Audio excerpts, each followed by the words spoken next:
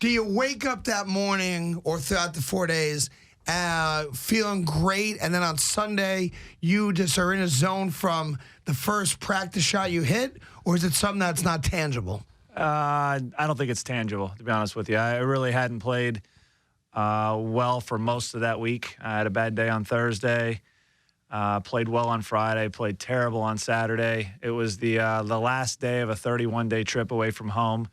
I was in 70th position. I mean, usually you're basically trying to figure out what's the earliest flight I can get on to get out of here. Right. I'm ready to go, and you play a quick round, and I was the third group off that day. So actually, during the lost round, track. do you feel it? I was goofing around talking to my caddy on the practice range. I lost track of time. I was actually a little late going to the practice tee, or going to the first tee. Never hit a practice putt.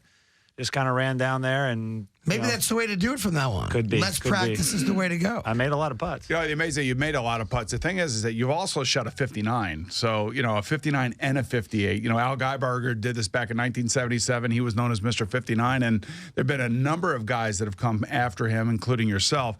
I mean, when you're sitting there going through a 58, I threw for 522 yards in one game.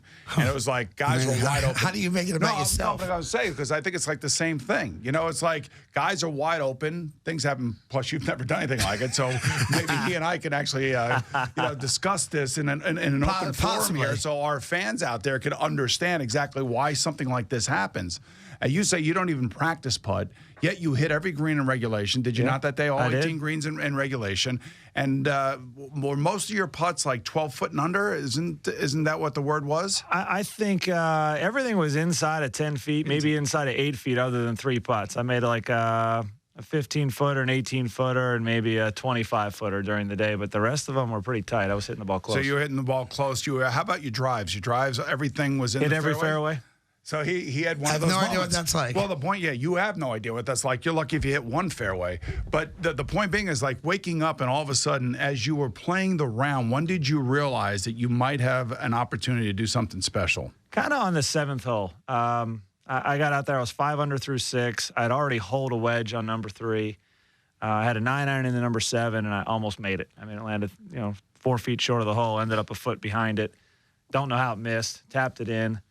Birdied 8. And then almost hold a wedge at 9. Again, landed 3 or 4 feet short, ended up about a foot behind it, tapped it in, and made the turn at 8 under. So, shot 27, and all of a sudden everyone, we went from no one follows the third group out. I mean, you get like 10 fans that come out to follow someone, to TV cameras rushing out, fans rushing out. It kind of, So now they're starting to realize, TV's realizing, you're starting to realize, and now this is when the pressure starts mounting, I would imagine, because you're thinking about maybe doing something really special that nobody's ever done before in a PGA Tour event. And then all of a sudden it becomes not just the last round, I can't wait to get on my plane and get out of here. Yeah. Now it becomes something a little bit more than that. That's the hard part. I think, for anyone out there that's tried to break 90 or 80 or 70 for the first time, the hard part is you change. You go out there to have fun with your buddies, and you get a good round going, and all of a sudden the fun, the loose, attitude that you had turns to getting real serious. And usually when that happens, your game goes south. Right. You're just trying to get it in, or everything changes. And so, really, for me, it was more, both times breaking 60, it was more of a mental battle on that back 9, knowing that there was a plateau to get over, and physically I was clicking on all cylinders, but mentally you have so much time. In other sports, everything's a reaction. If you're a jump shot, you don't have any time to think about it. You just look at the hoop and let it go. I'm sure as a quarterback, there's a lot going on around you, but it's a reaction. You see your target, you hit it.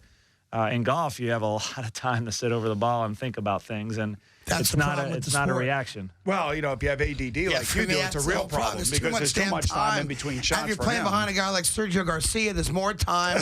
Or maybe you're playing in the same group as some other guy who's like anally retentive about his practice swings and that stuff. But what's amazing about it is that no one even knows who won the tournament, because you didn't win the tournament, but you're the story of the tournament because you did something that hadn't been done